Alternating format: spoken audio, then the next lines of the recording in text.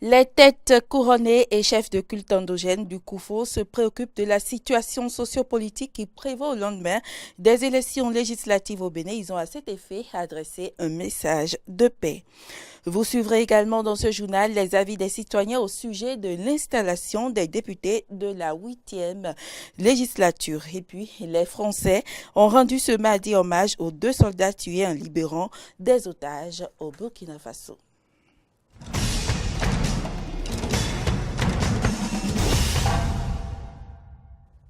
Mesdames, Messieurs, bonjour et merci de nous rejoindre pour ce point de l'actualité.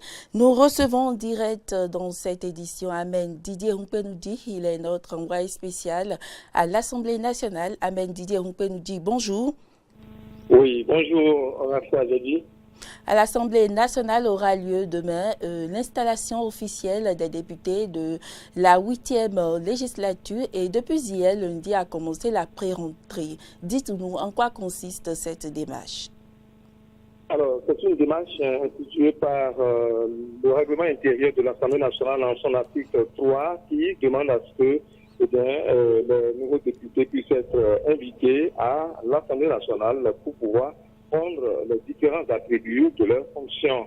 Et donc, c'est le doyen d'âge qui, normalement, invite ces nouveaux députés pour venir à l'Assemblée nationale prendre des attributs. Et donc, les différents de l'Assemblée nationale, le secrétaire général administratif, le directeur des services législatifs se mettent en branle pour avoir auprès de la Sénat, eh bien, les différents noms des députés, puis leur âge afin de déterminer le bureau d'âge qui a instruit le nouveau bureau d'âge pour la convocation de ces députés à l'Assemblée nationale. Et c'est ce qui est fait. Avant l'installation de ces députés, 2 jours sont consacrés aux nouveaux parlementaires afin qu'ils fassent la démarche vers l'Assemblée nationale pour pouvoir prendre les attributs entre autres les écharpes, le macaron, le règlement intérieur de l'Assemblée nationale, leur passeport et autres dossiers qui leur permettront véritablement de jouer la fonction de député à l'Assemblée nationale. Et c'est depuis hier, lundi, qu'a démarré cette pré-rentrée pour le compte de cette 8e législature. Et les députés, hier, ils étaient 59 à effectuer le déplacement sur le palais des gouverneurs pour pouvoir prendre part à cette formalité qui leur permet désormais d'avoir les attributs, d'avoir les marques distinctives de députés à l'Assemblée nationale. Hier, donc, on a eu une kyrielle de personnalités qui ont fait le déplacement, de nouveaux visages, certainement, qui ont coulé du sol du palais des gouverneurs pour pouvoir retirer ces attributs. Il y a eu des femmes, au total, il y a eu 4 femmes hier qu'on a pu dénombrer qui sont venues pour prendre leurs attributs. Il y a eu le bureau d'âge, par exemple, le plus ancien de ces députés, c'est Wallis Mamoudou Zoumarou, il a 77 ans. Le plus jeune était venu également hier, il s'appelle Horus Seguele, il est de la 7e circonscription, il est né le 30 juillet 1986 et donc a aujourd'hui 33 ans. Le deuxième plus jeune, c'est Alfred Ronfort, il est de la 16e circonscription électorale, il a aujourd'hui 35 ans. Et donc, Wallis Mamoudou Zoumarou Seguele, Alfred Ronfort, constitue le bureau d'âge de cette législature.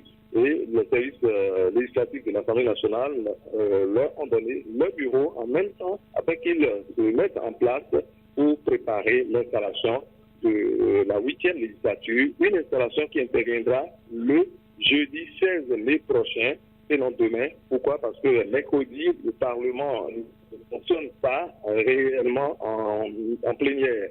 Donc ça va être jeudi la plénière des nouveaux députés. Alors, Amen Didier Humpenoudi, vous allez nous dire, est-ce que vous avez une idée des dispositions sécuritaires qui ont été prises pour sécuriser, pour que cette cérémonie d'installation ait lieu dans la paix?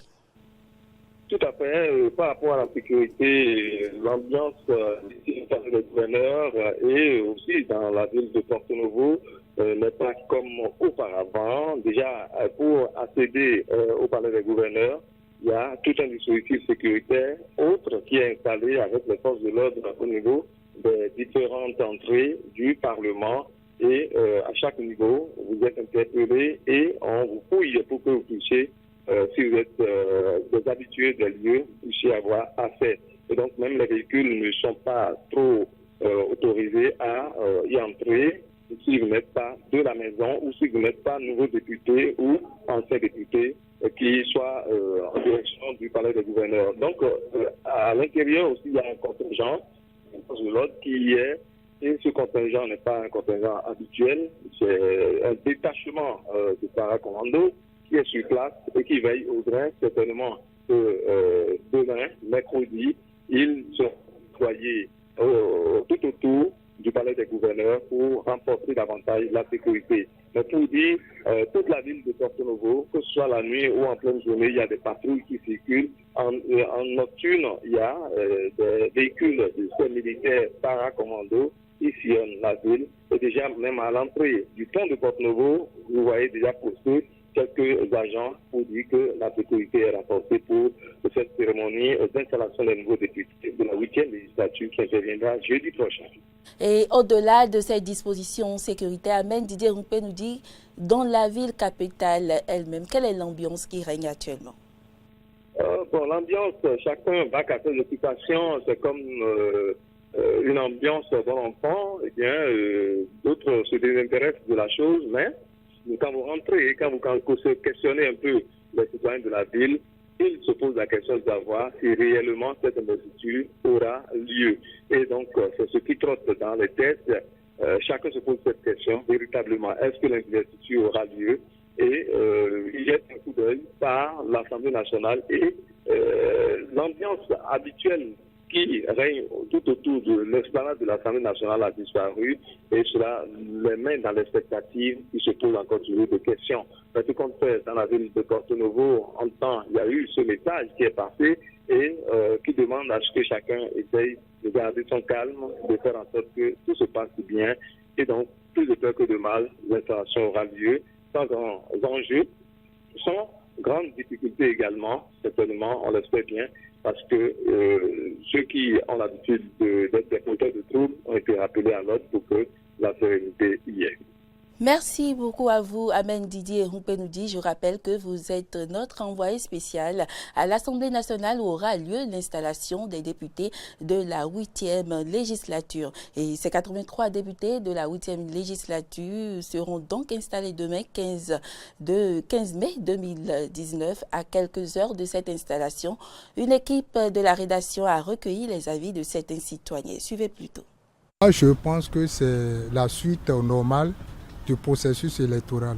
Après avoir participé à l'élection, n'est-ce pas, des députés à l'Assemblée nationale, je crois que ce qui suit, c'est l'installation, n'est-ce pas, de ces députés à l'Assemblée nationale.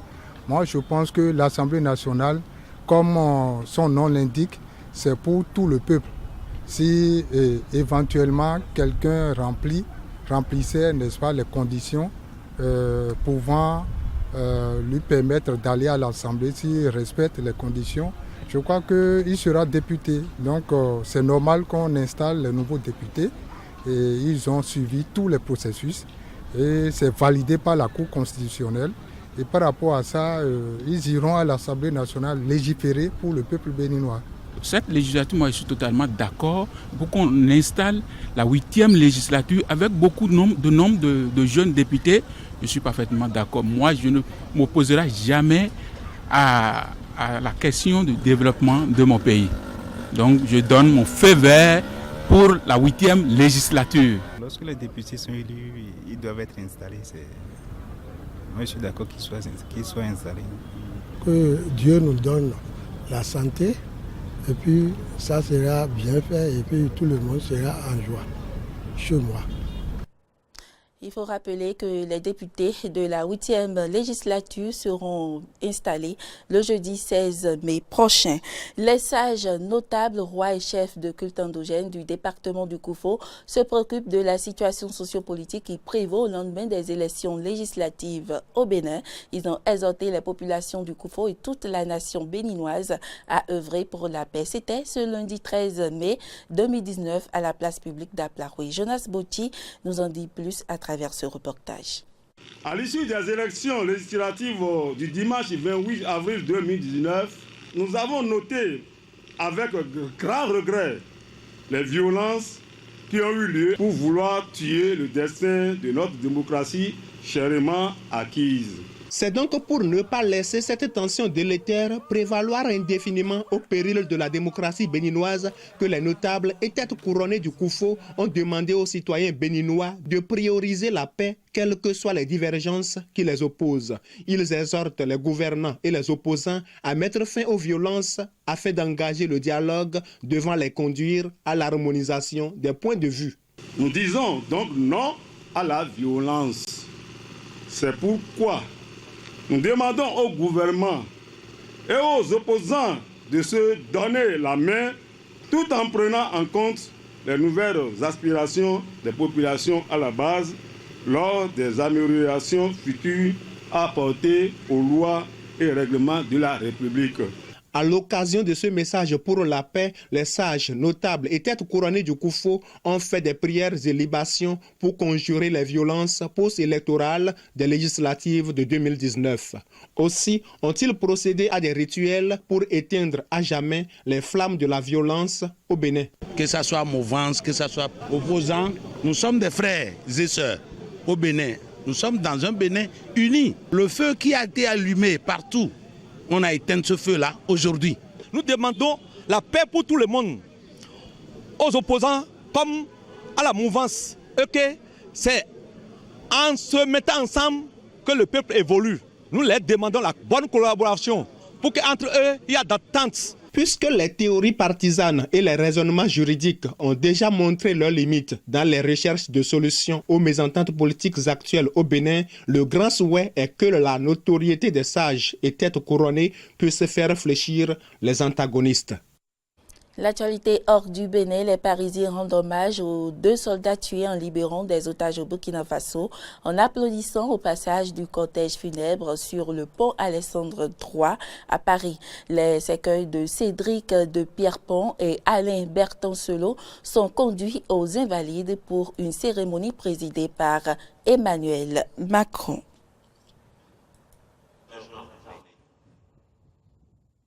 Le maître Cédric de Pierrepont et le maître Alain Bertoncelot n'hésitèrent pas un seul instant, défiant la mort pour sauver des vies, faisant preuve d'une bravoure inouïe. Ils pénétrèrent, armes tenues silencieuses, dans les tentes, pour sauver les vies des nôtres et ne prendre aucun risque pour eux. Rapidement, les otages furent extraits. Mais l'ennemi tira à bout portant. Le maître Cédric de Pierrepont et le maître Alain Bertoncelot tombèrent. La mission était un succès, mais nos 2 soldats n'étaient plus. Ils étaient morts en héros pour la France. Morts en héros. Parce que pour eux, rien n'est plus important que la mission, rien de plus précieux que la vie des otages. La procureure adjointe de la justice suédoise annonce la réouverture de l'enquête pour viol contre le fondateur de Wikileaks, Julian Assange. Suivi. La justice suédoise a annoncé lundi la réouverture de l'enquête pour viol contre le fondateur de Wikileaks, Julian Assange, espérant le voir comparaître devant un tribunal avant la prescription du crime échéant en 2020. Ce qui nous amène à la décision d'aujourd'hui, j'ai pris la décision de rouvrir l'enquête préliminaire. Julian Assange était incarcéré en Grande-Bretagne. Les conditions sont réunies pour demander sa remise à la Suède en vertu d'un mandat d'arrêt européen, ce qui n'était pas le cas avant le 11 avril, date de son arrestation par la police britannique à l'ambassade d'Équateur où il était réfugié depuis 2012, a ajouté la procureure adjointe Eva-Marie Persson. La Grande-Bretagne est inquiète d'un risque de conflit par accident dans le Golfe en raison du regain de tensions entre les États-Unis et l'Iran, a averti à Bruxelles le ministre des Affaires étrangères britannique Jeremy Hunt, suivant ce dernier. Nous sommes très inquiets du risque qu'un conflit se produise par accident avec une escalade des tensions involontaires d'un côté ou de l'autre, mais qui se termine par une sorte de conflit. Fuyant les violences qui ravagent le pays, les Afghans sont de plus en plus nombreux à s'installer en Turquie. Parmi eux, des hommes d'affaires qui y trouvent un environnement sûr pour placer leurs économies, ainsi qu'une des nationalités les moins chères du monde à acquérir. Reportage. Kabouli Pulao, manto, on ne sert ici que des plats afghans. Hadji Yacoub s'est installé dans ce quartier populaire d'Istanbul il y a 2 ans. Il ne parle toujours pas turc, mais le filon qu'il avait flairé est le bon. Il nourrit les Afghans, de plus en plus nombreux, qui s'installent dans la mégalopole turque. Plus de 60% de nos clients sont des Afghans qui vivent ici. Le reste, je dirais que c'est à 30% des Arabes et des Iraniens. Et enfin, des Turcs. Les Afghans qui ont de l'argent à investir s'installent désormais en Turquie pour fuir l'insécurité qui ravage leur pays. Et depuis l'an dernier, l'État turc a bradé sa nationalité. Il fallait auparavant $1 million.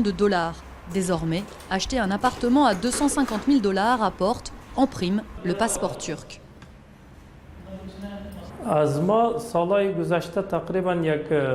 Si je compare mes affaires avec l'an dernier, je dirais que j'ai doublé mes ventes de propriétés à des Afghans. Parce que les gens achètent des appartements aussi pour avoir la nationalité. Et cette nationalité intéresse beaucoup les Afghans.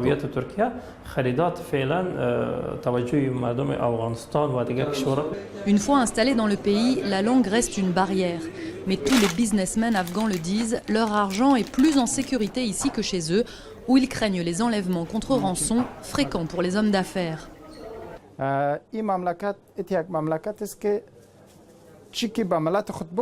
ce pays, tout ce à quoi un Turc a le droit, un non-Turc y a droit lui aussi. Et si vous avez en plus du talent et de l'argent à investir dans une affaire, alors on vous facilite tout. Résultat, parmi les milliers de boutiques du mythique Grand Bazar d'Istanbul, 42 sont désormais gérées par des Afghans, comme Hadi qui grave des bagues ottomanes depuis 8 ans. J'ai prévu d'agrandir mon business à court terme. J'aimerais aussi pouvoir enseigner mon savoir-faire et mon art à des Turcs ici. Le nombre d'Afghans installés en Turquie n'est pas connu, mais les associations l'estiment à environ 150 000 personnes, en perpétuelle augmentation. Victime d'une erreur judiciaire, Valentino Disson a passé 27 ans derrière les barreaux. Pour la première fois depuis sa libération, cet Américain de 49 ans a franchi les portes d'une prison pour partager son expérience. Lui, qui s'en est sorti grâce au dessin, veut désormais aider ceux qui se disent incarcérés à tort à retrouver leur liberté. 9 mois seulement après sa libération, Valentino Dixon remet les pieds en prison pour la première fois. Mais aujourd'hui, c'est uniquement pour raconter son histoire à des détenus de la prison de Washington et leur parler d'une passion née derrière les barreaux, le dessin. C'est mon dessin préféré et c'est le terrain de golf le plus emblématique. Il y a 28 ans, la police l'arrête pour un meurtre commis dans l'État de New York. À 21 ans, le jeune père de famille est condamné à 39 ans de prison. J'ai passé 27 ans en prison pour un crime que je n'ai pas commis. Et je suis ici pour montrer mon soutien parce que nous avons besoin de changements dans ce système. Il doit être équitable et juste et j'espère pouvoir en parler aux législateurs. En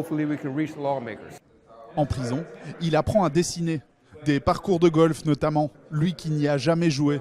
Son coup de crayon attire l'attention d'un journaliste, puis d'étudiantes qui en font le sujet d'un documentaire.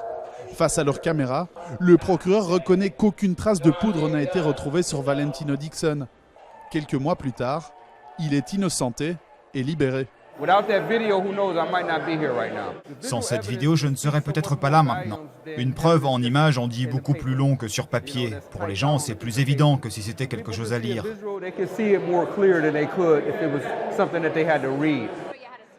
Désormais, Valentino Dixon rencontre également des proches de détenus qui clament leur innocence. Comme lui, ils espèrent que la médiatisation de leur cas par les étudiants permettra de les libérer.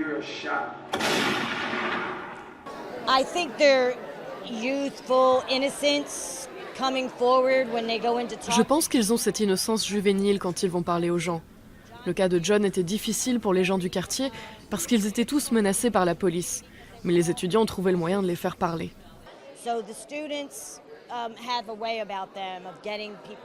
Ça arrive très très souvent aux États-Unis d'avoir les erreurs judiciaires parce que les États-Unis, il y a un système d'adversaire, on appelle ça, où il y a le procureur contre la défense. Le condamné n'a pas vraiment de chance de se défendre et le procureur met toute l'emphase sur toutes les ressources qu'ils ont avec la police, avec l'investigation pour trouver la personne coupable.